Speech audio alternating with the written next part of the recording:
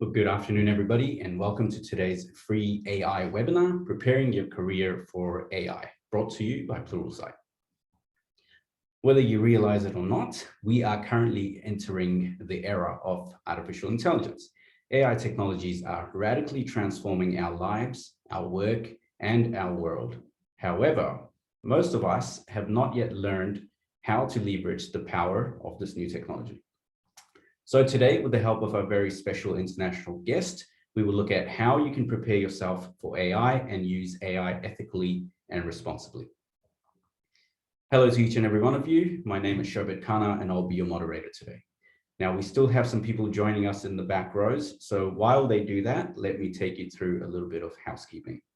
Please note that all attendees are muted and are in listen-only mode. However, we do encourage you to interact with us today. You can do so by using the Q&A panel at the bottom of the Zoom window. We will do our best to get to all of your burning questions towards the end of the webinar. Also, we love getting feedback from you, so I would like to bring your attention to the exit survey, which you will receive after the webinar, where you can give us feedback about today's session, as well as suggestions for future topics. Now that we've got everybody settled in, let me introduce you to our special guest for this afternoon, Matthew Renzi. Matthew Renzi is a data science consultant, author, and a public speaker. Over the past 2 decades, he's taught over 300,000 software developers and IT professionals.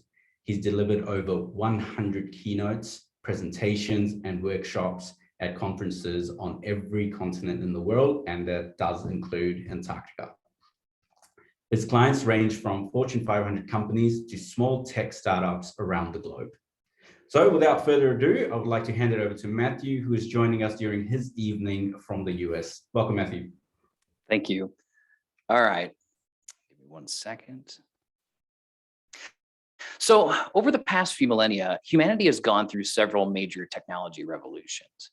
Around 10,000 years ago, we entered the agricultural revolution. And this revolution led to new technologies like farming, the plow, and the wheel. As a result, agricultural societies spread from the cradle of civilization to the ends of the earth. Around 250 years ago, we entered the Industrial Revolution. This revolution led to new technologies like steam power, the factory, and electricity. As a result, industrial societies flourished and spread across the globe. Less than 100 years ago, we entered the Information Revolution. This revolution led to new technologies like telecommunications, electronic computers, and digital information.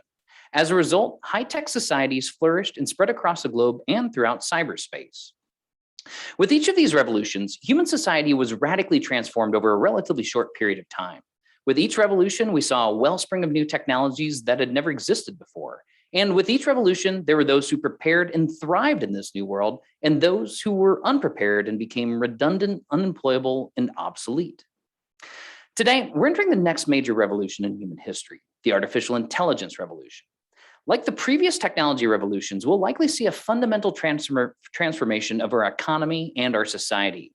We're likely going to see a wellspring of new AI-enabled technologies. And once again, there's going to be some people who will prepare and thrive in this new world, and others who will not be prepared, who will become redundant, unemployable, and obsolete. The purpose of this webinar is to answer the following question. What should I do today to prepare my career for the coming wave of AI-enabled automation? What should you be doing right now to prepare as we enter the next major technology revolution?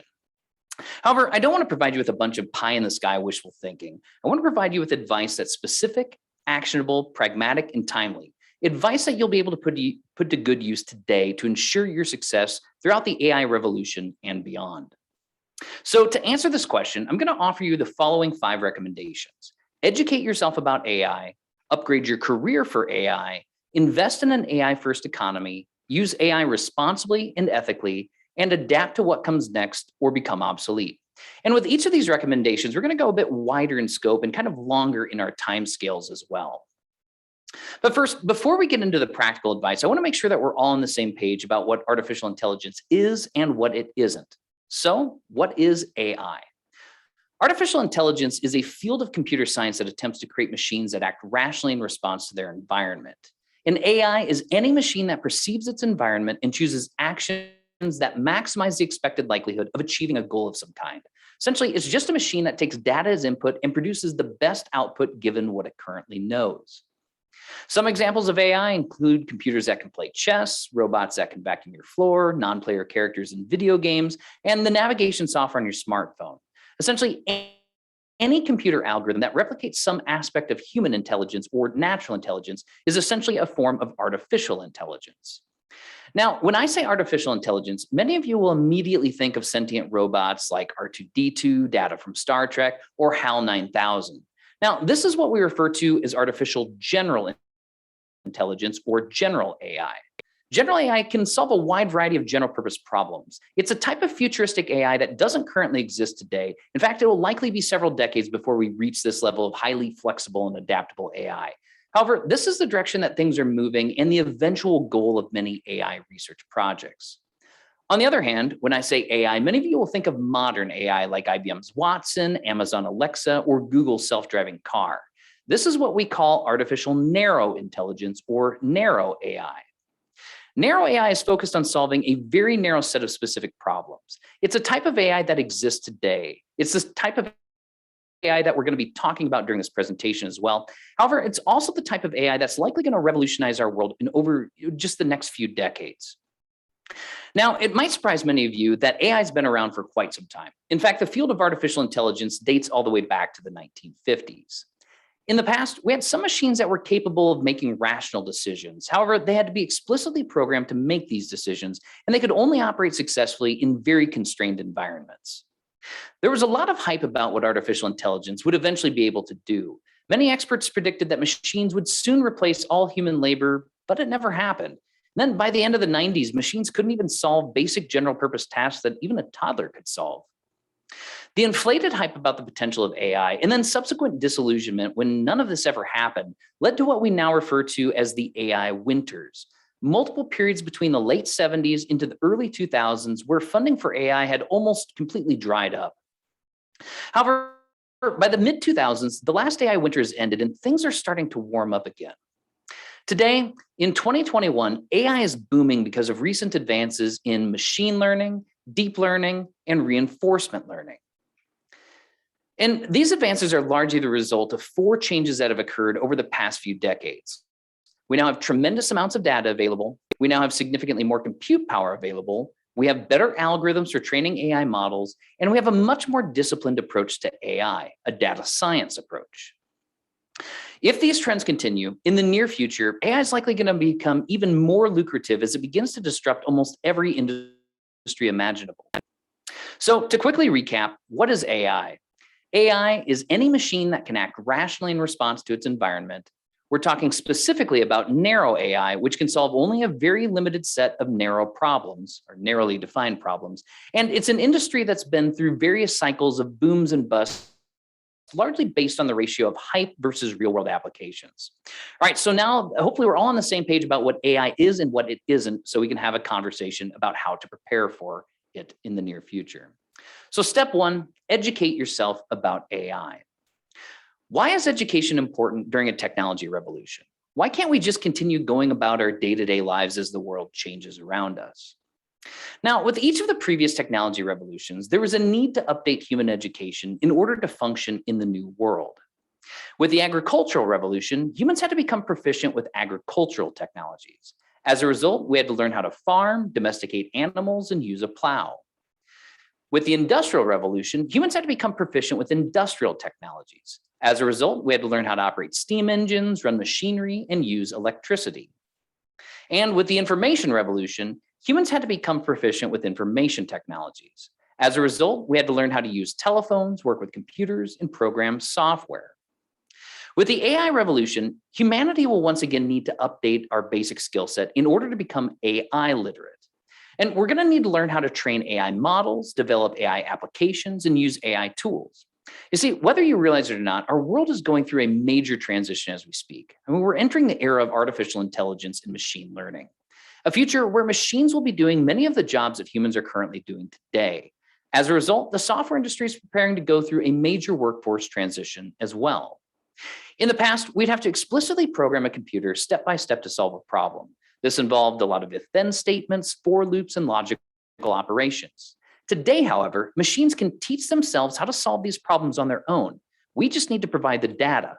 And now this is a radically different way of working with a computer than we're used to as software developers and IT professionals. While there's a growing demand for individuals with the skills necessary to implement AI solutions, there is currently a shortage of people capable of teaching machines how to solve problems in this new way. As a result, those with the skills necessary to leverage AI are commanding significantly higher salaries, and this trend doesn't seem to have any end in sight. Now, think back to our last major technology revolution, the information revolution. Each of us had a choice to either learn how to use a computer or to stay computer illiterate. And now think of all of the opportunities that computer literacy has afforded you over the years. Think of all the disadvantages for those that can barely use a computer. The same is going to be true of AI literacy during this AI revolution. Those who are AI literate will be highly functional in our new economy, and those who are not will sit on the sidelines and eventually become obsolete. So how do you educate yourself about AI? What should you be doing today to teach yourself about this new set of AI technologies? Unfortunately, there's no one-size-fits-all answer. However, I have some general recommendations to get you pointed in the right direction. First, learn the basics of AI. Having a core AI literacy is going to be important no matter who you are or what you want to do with artificial intelligence. You need to learn the difference between what is real versus what is hype. What can AI do successfully today versus what things are currently impossible or impractical? Learn about data science, machine learning, deep learning, and reinforcement learning. This is essentially the core of artificial intelligence, modern data-driven AI. You need to learn what these things are, how they work, and why they're important for AI. And then learn the difference between the various types of AI, like the difference between symbolic AI versus expert systems versus data-driven AI.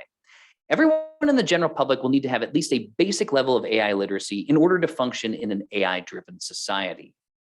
Second, choose your objective with AI. What do you actually want to do with artificial intelligence? Do you want to automate decisions, predictions, or manual tasks with AI? If so, you'll need to learn how to train new AI models using machine learning algorithms. Do you want to solve new problems with AI software? If so, you're going to need to learn how to develop AI applications using pre-trained AI models. Or do you just want to be more productive with your own day-to-day tasks? If so, you'll need to learn how to use pre-built AI tools created by third-party providers. Third, get the right training. So for each of the three objectives that we just discussed, there's an ideal curriculum or learning path. If you want to learn how to train new AI models, then you're going to need training in both data science and machine learning. If you want to develop new AI applications, then you're going to need both programming skills and the ability to use pre-trained AI models. Or if you just want to use AI tools just to be more proficient or effective with your job, then you just need basic AI literacy and training on each specific AI tool as necessary. What's important is that you get the right training necessary for your chosen objective. Fourth, you need to practice your skills. No matter which training you choose, you're going to need lots of practice. I mean, it's one thing to know what a neural network is. However, it's an entirely different thing to be able to train a neural network to detect fraud. So you can do lots of things to gain practice. You can participate in online competitions like Kaggle competitions to apply your skills while learning from your peers. You can create or maintain an open source project to share your knowledge with others while you learn. Or you can find low-risk projects at work to practice your new skills and build up your portfolio. Ultimately, you need to find lots of opportunities to practice the skills that you're learning. Finally, choose reliable sources of information. Unfortunately, there are some people out there using big hype and a lot of buzzwords to try taking advantage of you so that they can take your money. So you want to avoid the AI hucksters, charlatans, and snake oil salesmen out there. Instead, you want to find trusted sources for all of your information and training. So be sure to check your sources' credentials, qualifications, and experience. You want to make sure that you're getting the most value from your investment in your AI education. So to recap our first recommendation, educate yourself about AI. Learn the basics of AI, choose your objective with AI, get the right training, practice your skills, and choose reliable sources of information. Step 2, upgrade your career for AI. Will AI take my job? This is probably the most common question that I get asked when I tell people that I work with artificial intelligence. The answer, no surprise, is it depends. So during each of the previous technology revolutions, we've seen fundamental shifts in employment during those revolutions. During the agricultural revolution, we saw the rise of the farmer and the decline of the hunter and gatherer. During the Industrial Revolution, we saw the rise of the factory worker and a decline of the artisan and craftsman. During the Information Revolution, we saw the rise of the knowledge worker and a decline of the manual laborer. During the AI revolution, we will likely see a similar shift in careers within our labor economy. Now, imagine if you could ask a horse in the early 1900s how the automobile or tractor would have changed its life. If you could talk to the horse, it probably would have told you that a car or tractor is going to make its life a lot easier. Well, unfortunately for the horse, these technologies also made them obsolete to the economy. In fact, we hit peak horse right around 1915, just as the automobile and tractor began to scale up into production. Today, the emergence of modern AI is beginning to have a strong impact on our labor economy. In the near future, this impact on labor will likely be tremendous. AI will automate a significant number of jobs in the next few decades. Given the economics driving this trend, it's less a matter of if a given job is going to be replaced and more a matter of when. Some experts are currently attempting to predict which jobs are most likely to be automated based on measures like their repetitiveness and complexity. Based on these measures, we can see what type of AI technology will be necessary to automate a variety of occupational tasks. For example, we can see which retail jobs will likely be automated in the coming years as AI continues to be applied to retail sales. Even the medical industry isn't immune to the coming wave of automation. While these medical tasks are generally more complex and less repetitive than most jobs, they're rapidly becoming within the reach of modern AI. We can then extrapolate this information to determine which sectors of our economy will be hit the hardest by AI automation. The length of the bars in this chart represent the total number of workers in each type of employment in the United States as of 2016. The red bar segments represent the proportion of jobs that are currently at risk of automation within the next 2 decades. The blue bar segments represent the proportion of jobs that are not at risk of automation in the next 2 decades. As we can see, if these predictions are correct, the future landscape of labor in the next few decades is likely going to look radically different than it currently does today. In fact, we can even use these data to predict which cities will be most impacted by unemployment from AI automation. And as we can see, Las Vegas, Nevada, the little orange dot there where I live, is currently at the top of the list. In fact, it's predicted that 65% of all jobs in Las Vegas are at risk of automation by 2035. And over half of all jobs in the United States are at risk of automation in just the next 2 decades. Now, there are certainly jobs that are going to be more resistant to automation. These jobs require more human aspects like compassion, creativity, empathy, and trust. However, there are many jobs today that are unlikely to exist in just the next few decades.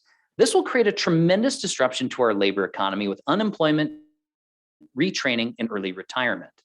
On the other hand, it will create tremendous opportunities for new jobs that don't yet exist and for the IT professionals that build these automation systems. According to the McKinsey Global Institute, AI is expected to automate approximately 600 million jobs. That's roughly 22% of all jobs that currently exist today, gone in just 10 years.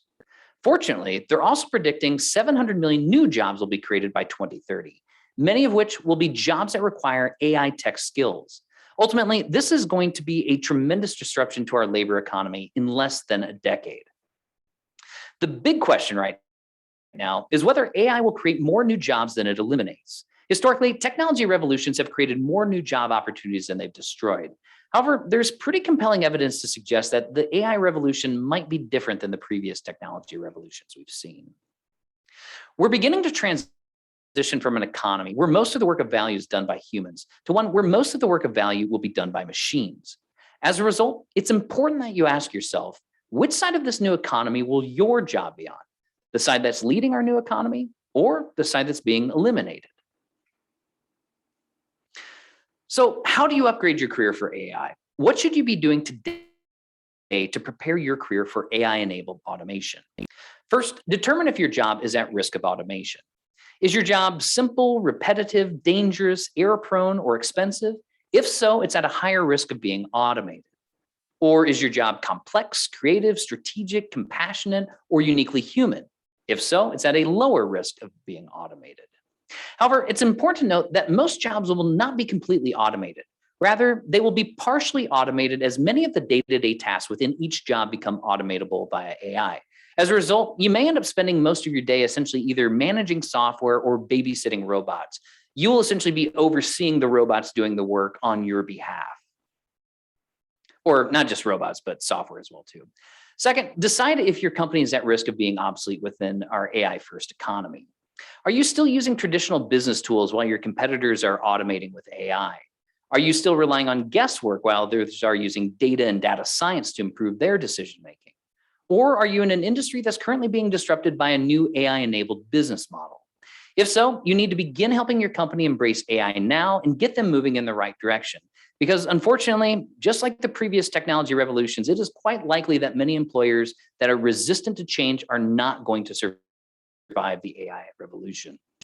Third, you need to choose an AI career path. You need to decide how closely and deeply you want to work with AI in your career. If you want to train AI models, you're going to need to find a company with access to lots of data and compute power that can be used in order to train new models. If you want to develop AI applications, you're going to need to work for a tech company with access to pre-trained AI models built by third-party AI providers like Microsoft, Google, and Amazon. Or if you just want to use AI tools to be more proficient at your job, you can work for anyone, provided that they encourage the use of these new AI tools. Ultimately, you need to decide what you want to do with AI first before you can decide on a career path or how closely you want to be coupled to the AI technologies. Fourth, get into the AI value stream. You don't need to work at Google to make a good living in the new AI economy. However, you do want to be part of the AI value stream or the ecosystem that's built on top of AI technologies. This can involve transitioning your career into horizontal markets that are positioned within the AI value stream. For example, jobs working with the Internet of Things, big data, virtual and augmented reality, robotics, and drones, or there's a whole slew of other horizontal markets. Or this can involve transitioning your career into vertical markets that are built on top of AI technologies. Essentially, look for jobs in industries that generate lots of data to train AI models or use AI models to improve their existing products and services. Finally, focus on the uniquely human aspects of your job. Avoid specializing too deeply on the tasks that can be easily automated. These include tasks that are simple, repetitious, error-prone, or dangerous. Rather, specialize in the aspects of your job that cannot be easily automated. These include aspects like human interaction, creativity, strategy, compassion, and establishing trust. These are the tasks that will remain when all of the mundane tasks have been automated away. To recap our second recommendation, upgrade your career for AI. Determine if your job is at risk of automation. Decide if your company is at risk of becoming obsolete. Choose an AI career path, get into the AI value stream, and focus on the uniquely human aspects of your job. Step 3, invest in an AI-first economy. Who will be the world's first trillionaire? Who will win and who will lose in this new AI economy? During the agricultural revolution, we had visionary societies like the Sumerians, Egyptians, and Chinese. They all capitalized on the key technologies of the agricultural revolution. As a result, they became some of the largest and most powerful civilizations on Earth at the time. During the Industrial Revolution, we had visionaries like John D. Rockefeller, Thomas Edison, and Henry Ford. They all capitalized on the key technologies of the industrial era. As a result, they became some of the wealthiest and most influential people on the planet. During the Information Revolution, we had visionary companies like IBM, Microsoft, and Google. They all capitalized on the key technologies of the information age. As a result, they became some of the most influential and wealthiest corporations on the planet. During the AI revolution, there will likely be future visionaries. They will also capitalize on key AI technologies. As a result, they will likely become some of the wealthiest and most powerful people, businesses, and governments on the planet. In fact, many experts predict that the world's first trillionaire will likely be created from wealth generated by AI. And in case you're interested, right now, I think Elon Musk is currently around $268 trillion on paper. And Jeff Bezos, I think, is second behind him with somewhere around 200 to 250 billion. So we're a quarter of a way to having the world's first trillionaire already. According to the McKinsey Global Institute, AI is expected to generate $13 trillion in real economic value by 2030. That's a 16% increase in our current global GDP in just under 10 years. And this is a huge amount of wealth that's going to be generated in a very short period of time. The AI revolution will likely have a significant impact on our economy and capitalism as we know it. These changes will require that individuals, businesses, and governments need to adapt in order to function in an AI-first economy. First, we're seeing a shift in returns to capital versus returns to labor. Returns to capital are essentially how much money you can make by investing in capital assets. These include investing in machines, software, data, and more. Returns to labor are essentially how much money you can make by soliciting your labor for income.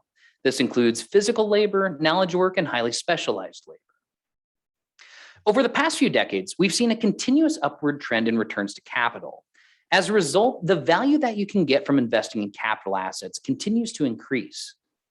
On the other hand, we've seen a continuous decrease in returns to labor. As a result, the value that you can get from each hour of your labor is continuing to decrease. Essentially, labor is becoming cheap and automation is becoming highly profitable.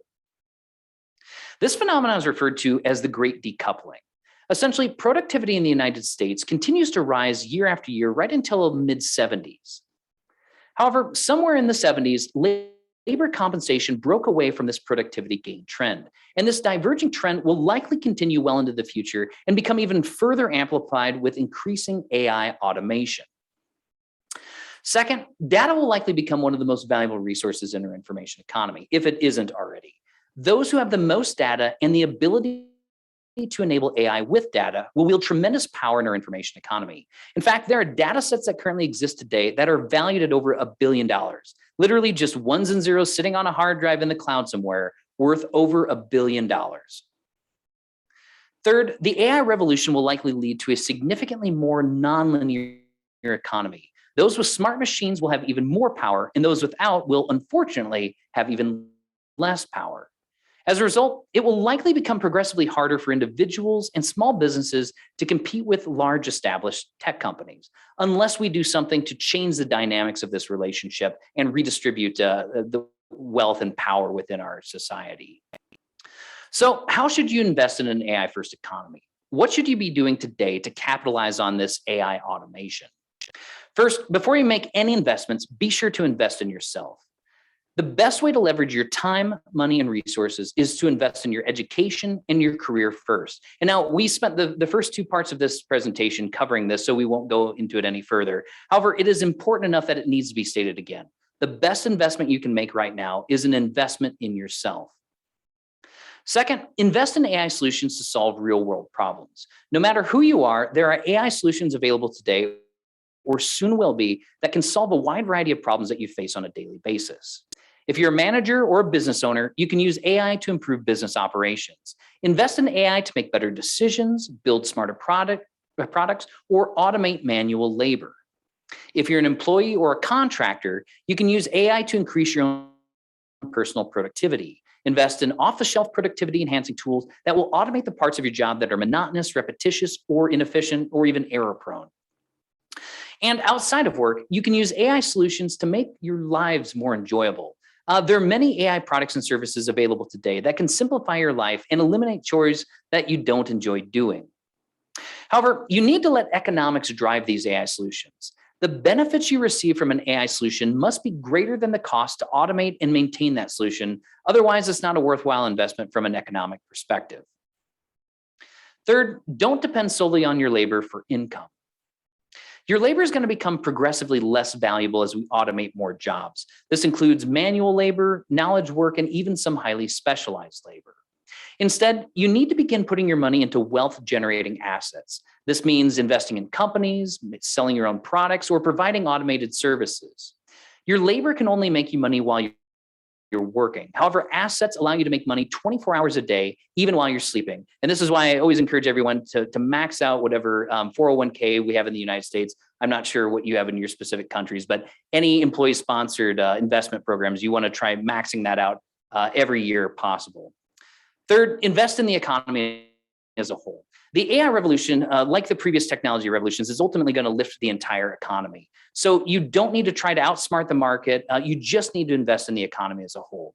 And now I'm going to tell you my personal investment strategy just to give you an idea of what I do, because you might think, well, since I know so much about AI, I probably only make investments in AI. That is entirely not true. Keep in mind, though, I am not a financial advisor. So keep that in the back of your head as I tell you what I do financially. So I diversify my investments to reduce my overall risk. I do this using index funds with very low expense ratios like Vanguard's total stock index fund or world stock index fund.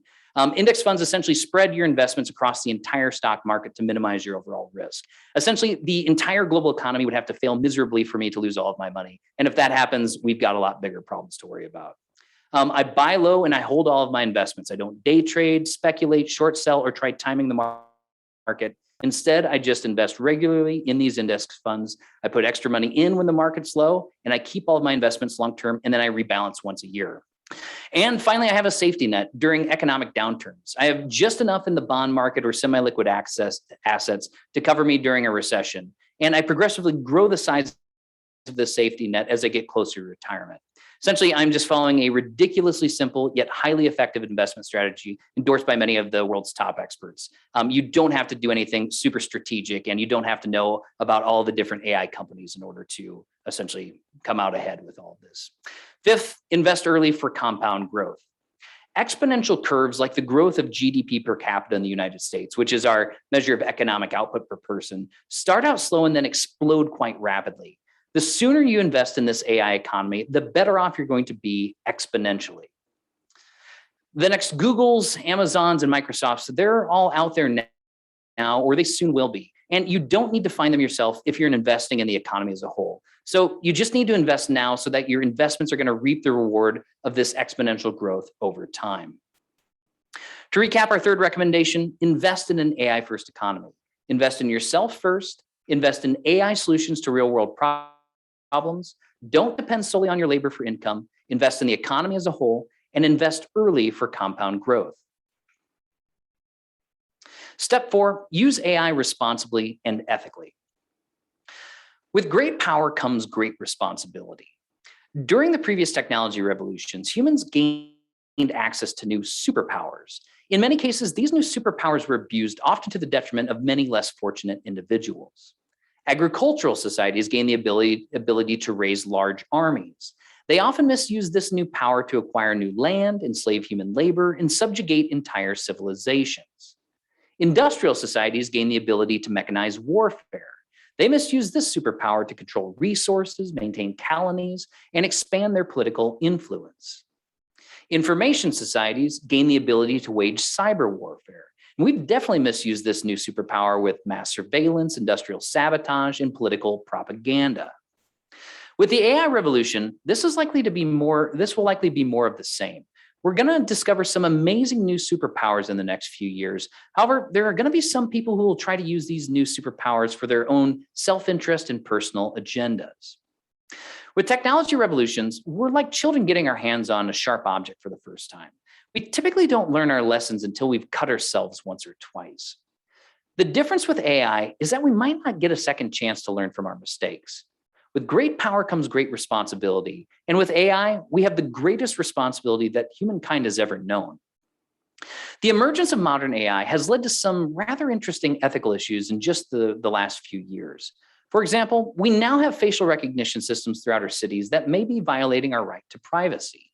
We have AI-generated advertisements that use a consumer's behavioral profile in ways that allow them to manipulate our purchasing decisions, to get us to purchase things that we wouldn't normally purchase unless they knew as much as they did about us. We have text generation software like GPT-3 and coming soon, GPT-4, which can generate propaganda and fake news on a massive scale. In fact, I've read that there's now more text generated by GPT-3 and AI text generation engines than all of the text generated on Twitter every day. We have deep fake technologies that can be used to impersonate politicians, celebrities, and executives for nefarious purposes. And this has actually been used to trick people into releasing funds into bank accounts by faking a CEO's voice. We have deep nude technology that can digitally remove a person's clothing without their consent. And we've seen this, it's been used for blackmail and exploitation. And we have semi-autonomous weapons that are very close to becoming fully autonomous weapons. And these are just a few of the current ethical issues that we're now facing with modern AI. There are much more advanced and sophisticated AI technologies just over the horizon. Given this, the number and severity of these ethical issues is likely to increase significantly in the near future. To put it simply, we're going to have some very difficult ethical issues to deal with in our lifetimes. For example, what does privacy mean in a world with constant and pervasive AI surveillance? We currently have very little privacy, and we're about to get a lot less. How do we avoid bias and discrimination in our AI models? It's easy to create biased AI models that will directly impact the lives of many people in negative ways. Even more concerning, should we allow AI to be weaponized? Should we ban fully autonomous weapons before we enter a new AI arms race? And if we do ban these weapons, how long until a conflict pressures a government to override this directive? How should we allocate resources in a post-human labor world? Some economists suggest that we're going to need something like a guaranteed basic income, a negative income tax, a social stipend, or some kind of universal basic ownership. But how do we pay for that? Should we tax robots in order to offset the inevitable unemployment from automation? How do we even begin to determine the true value of each robot's labor in order to tax their labor appropriately? And if we tax robots, what rights should they have in our society? I mean, we fought wars over the idea of no taxation without representation. What will the machines, or more likely the capitalists that own the machines, demand in return for essentially paying the bulk of all taxes in the world? We have a lot of ethical questions that we need to answer in the coming decades. The most important of these ethical questions is, what does this all mean for humanity? What is our purpose in a world where machines do all of the work of real economic value? Does this technology set us free, or does humanity eventually become obsolete? So how should you use AI responsibly and ethically? What should you be doing now to ensure that we don't accidentally misuse our new AI superpowers? First, start asking the difficult questions now. If you haven't spent any time thinking about any of the ethical questions that I just posed, then you're probably not prepared for what's coming rapidly. It's happening really fast now. You don't need to spend all day philosophizing about the legal, ethical, and political implications of AI. We'll leave that up to the lawyers, the philosophers, and the politicians. However, you do need to start thinking about what your core values are and whether they agree with or conflict with these new AI-created dilemmas. Each of us needs to know where we stand on these key issues before they take us by surprise. Second, avoid bias in your AI models. It's really easy to accidentally or intentionally create bias in an AI model. If you train a model with biased data, you'll get biased results. As the old saying goes, garbage in, garbage out. This can create feedback loops that can accidentally reinforce socioeconomic divisions in our society. And this is going to be especially true as these algorithms begin to impact the lives of millions of people. Third, provide transparency in your AI models. If you automate a decision with AI, you should make the decision-making process as transparent as possible. If AI becomes this magic black box that cannot be questioned, then how can anyone get any recourse when it makes an incorrect decision or a decision that's not to our advantage? As a result, I recommend that you always use the simplest tool that effectively solves a given problem. Don't use a complex deep neural network if a simple decision tree classifier will suffice. When possible, use explainable AI tools. Explainable AI provides diagnostic explanations for how and why a specific decision was made. Ultimately, ask yourself, could you explain to a judge how your model made its decision? If you can't explain it to the judge, or the judge simply wouldn't understand because it's too much complex math, then your model is not transparent. You need something that's more transparent and explainable. Fourth, protect your private data from abuse. Now, if people knew what I could do with their personal data and the right algorithm, they'd probably be a lot more cautious about what they do with their private data. However, unfortunately, the general public is quite a few steps behind data scientists in this domain. So think about what data you're willing to make public, and then protect everything that you want to remain private. Only entrust your private data to organizations that you trust can and will protect your data.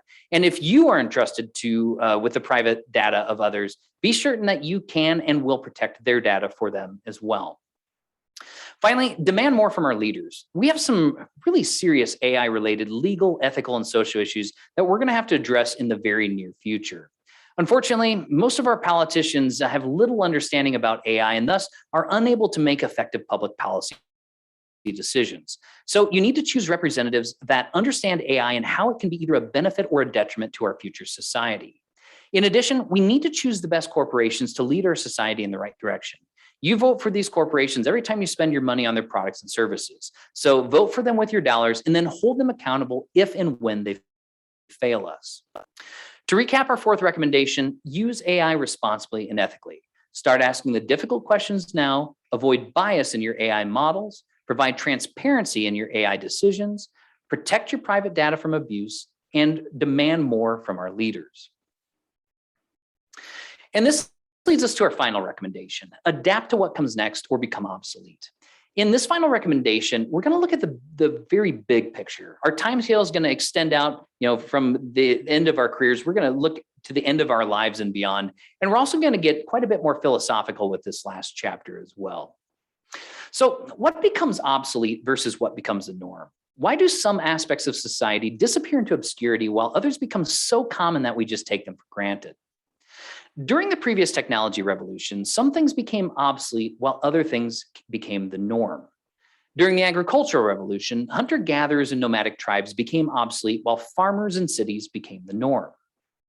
During the industrial revolution, slave labor and draft animals became obsolete while factory workers and industrial machines became the norm. During the information revolution, human computers and analog data became obsolete while office workers and digital computers became the norm. During the AI revolution, the question naturally becomes what parts of our world will become obsolete and what new things will essentially just become the norm. Now, no matter how things play out over the next few decades, in the long run, we're talking the end of our lives and beyond, there are really only three paths likely forward for humanity. Either AI and humanity peacefully coexist together forever. AI destroys humanity if we don't accidentally destroy ourselves first. Or AI and humanity eventually merge and become one and the same. Now, if you really think about it, there really aren't any other real possibilities in the long run. It's going to have to be one of these three possible outcomes for humanity.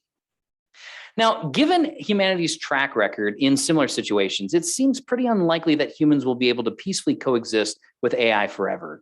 We've simply seen too many past scenarios where a sufficiently advanced civilization became displaced by the displaced the indigenous population.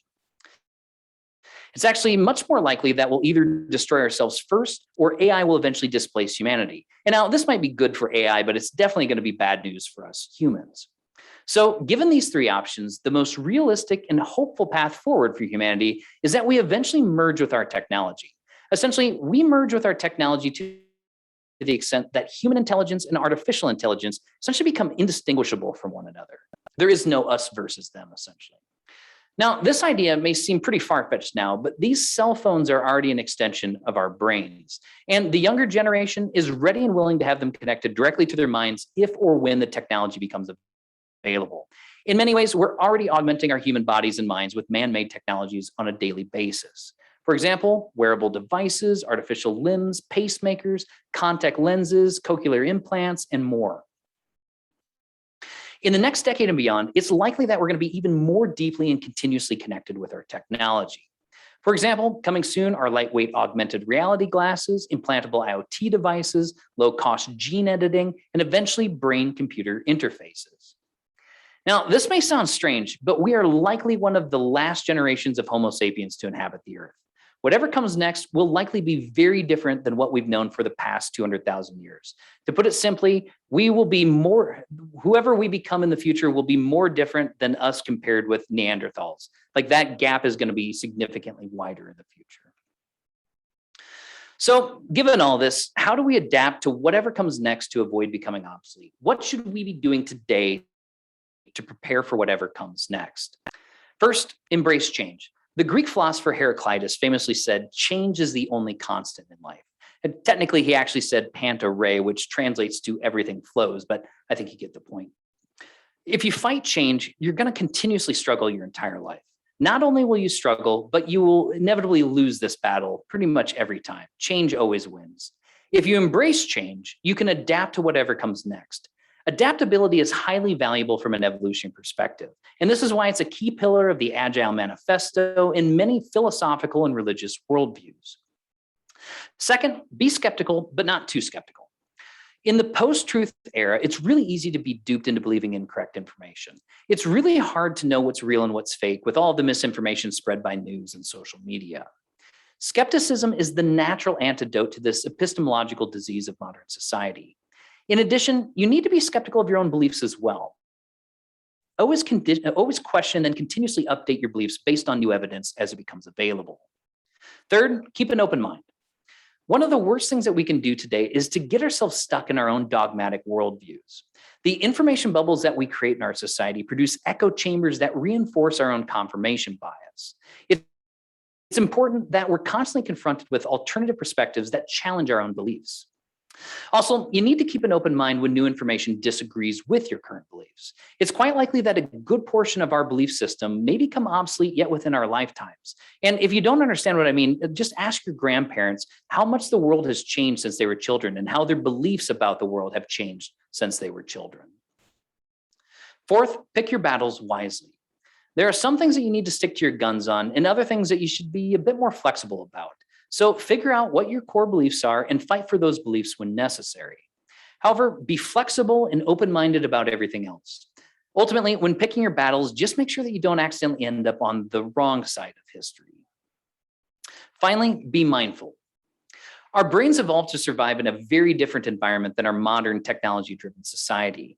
As a result, much of our suffering today is caused by this conflict between human nature and our technology. Mindfulness is how we minimize this suffering and learn to coexist peacefully with our technology. So I practice mindfulness every day, 30 minutes, first thing in the morning, I meditate. And honestly, making this commitment to practice mindfulness daily is probably the smartest thing I've done in my adult life. I highly recommend it to everyone. So to recap, our final recommendation, adapt to what comes next or become obsolete. Embrace change, be skeptical, but keep an open mind, pick your battles wisely, and be mindful.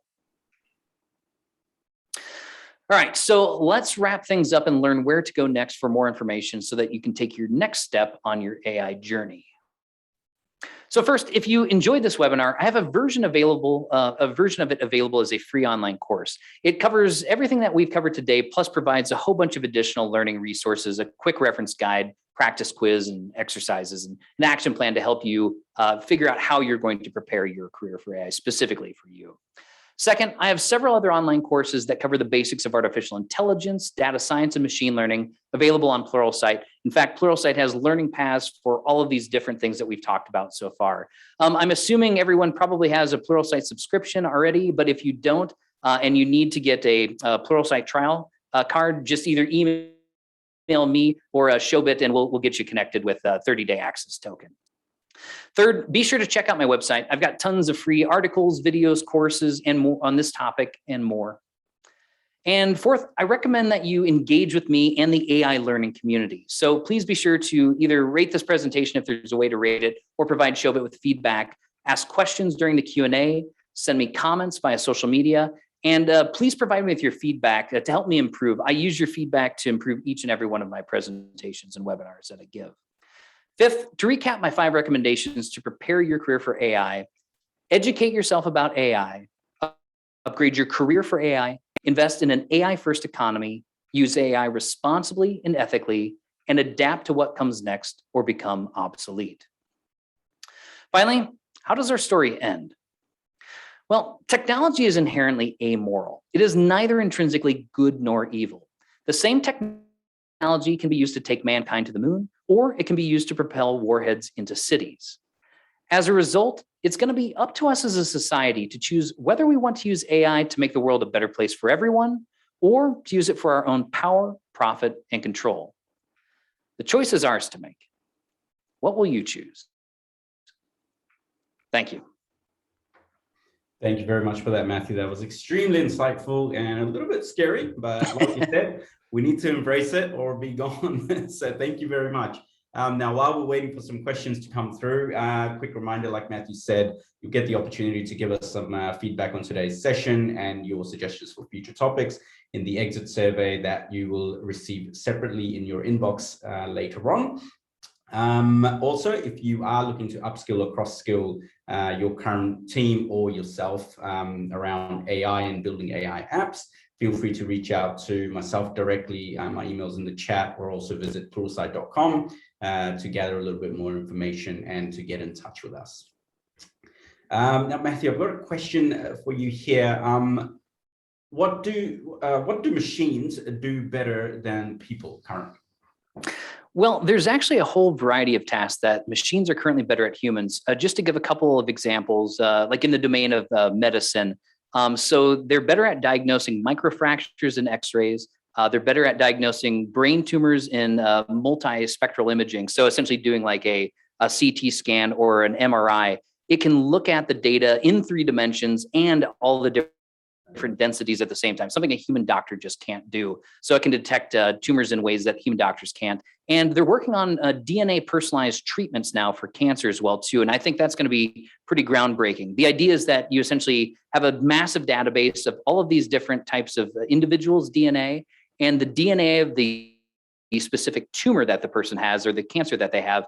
And then you have the treatment protocols, and you can essentially see how certain treatments work with certain combinations of the individual's DNA and the tumor's DNA. And you match it with the best treatment in terms of efficacy and minimizing side effects. And then if there isn't already a treatment in place, it will actually look to synthesize chemicals that might actually be more effective than what we currently have. So like just groundbreaking stuff happening. And that's just in the medical industry and a couple of examples. But other things like machines are better than humans at lip reading now. They're better at most translation, not all translation. There's a lot of languages we haven't reached that human parity with. But like English to Chinese, English to German, and I think there's one other one. We're essentially right about there. So yeah, and it's happening really fast that machines are beating humans at a whole variety of tasks. And pretty soon, within the next 5 years, self-driving cars, I think, will be safer than any human being on the road. Insane. I need to polish up my Mandarin then. Yeah. Now, what currently excites you a little bit more about AI and machine learning, apart from everything that you just passionately told us about? Yeah, there's a lot going on right now. Some of the things that I'm really interested, the idea of self-supervised learning is, I think, just a revolutionary concept. And this is just a few years now that it's been making headway. The idea with self-supervised learning is that we essentially have, we look for structural aspects of a data set that we can use in order to train the lower layers of a network. So for example, rather than having to label all of the training data for like this sentence in English means this in Chinese for every sentence pair, we essentially just start finding, like, we take the English words and we just predict what word should go there. And so by essentially just deleting a word and having the machine predict what word should go there, we can use the existing training set without having labeled data to train those lower layers of the network. And then we just load in a bit of the labeled data on the top to learn that final task using something we call transfer learning. That, and I spend a lot of time playing around with technologies like GPT-3 right now. This language model is quite impressive. And GPT-4 is going to be, at least I think it's another order of magnitude or more powerful than GPT-3. It looks like it's going to be around 100 trillion parameters, which is, I mean, to put it comparably, like, and it's not a one-to-one comparison, but it has the same kind of computational power as the interconnections between every neuron in a human brain. So, I mean, we're getting pretty powerful with these massive models. Big time. That's insane. And in terms of innovation, when we have a look at it, how can we use innovation as humans to really drive artificial intelligence? Well, I think it's a feedback loop. We're innovating. Let's see, how do I want to word this? Boy, that's a good question. I'm just trying to think of how I want to word this specifically. So the trick is we want to find real world problems that we can solve with the technology. And when we solve these real world problems, it essentially feeds back into itself to allow us to solve new classes of problems. And so, like, you don't want to reinvent the wheel yourself, but when someone provides you with a wheel, you want to take four wheels and put them together to build an automobile kind of thing. And so that's how innovation moves forward. We're essentially standing on the shoulders of the previous giants, and we're essentially adding one more, a piece to that puzzle. And then through iterative adding of these puzzle pieces, we move forward as a whole. Hopefully that answers the question, but yeah. Absolutely. No, thank you very much for that. I'll give you one final one. We've got 5 minutes to go. We've been hearing a lot about Meta and Metaverse. Where do you see the link? I mean, tell us a little bit about the link between AI and the Metaverse going forward. Well, and this is interesting because there are actually a whole bunch of different interconnection points. So right now, a lot of the technologies that make virtual reality possible are done using artificial intelligence or machine learning. So like when you're moving your hands around and the system is tracking the location of your hands, that's essentially all done using gesture recognition or pose estimation, which are machine learning models we've trained to build a wireframe of a person's hands when you're moving it in front of a camera. So, essentially that's getting us into the metaverse by building the human computer interfaces with AI technologies. But once we get into the metaverse, then it's going to essentially create a closed loop where let's see, how do I word this? This is tricky too. So if you want to automate a task, you have to be able to digitize that task. And so if for example, if you want to automate surgery, you need to at some point in time put a robot between the surgeon and the person being worked on. And by doing that, with the cameras in the surgery robot and the arms in the surgery robot, you're recording all the data about what's being done.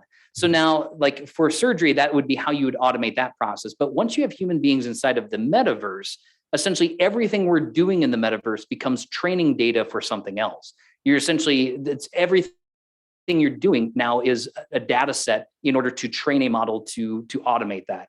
And so any task that you can complete in the metaverse is then something that you could potentially automate. So I guess that's where ethics would come in about what that data is used for and who holds it, etc. Yeah, and this is why I'm pretty confident that if the metaverse is not an open platform, it's going to consolidate power, too much power in one corporation or one organization's hands. And so I hope we build it in the same way that we built the internet, like the HTTP protocols and the World Wide Web, where essentially no one owns it. It's distributed. Everyone can, integrate with everyone else. And a simple web browser is all you need in order to access this entire world of information. I don't want to have to go through a specific company in order to access the world. I want to be able to choose who, is providing it. And then every organization is essentially building content for it that all communicates with one another, works together. Absolutely, completely agree with that. Looks like that's the top of the questions. We're only a couple of minutes away from the top of the hour, so we'll call it at that. Thank you very much, Matthew, for joining us. Really appreciate you doing your evening. And thanks to everyone else for joining. And once again, keep an eye out for the exit survey. We look forward to hearing back from you. And for any other questions around Pluralsight or non-Pluralsight, feel free to reach out to myself or Matthew directly, or go to pluralsight.com for more information. Thank you very much to everybody for joining, and I hope you enjoy the rest of the day. Thank you.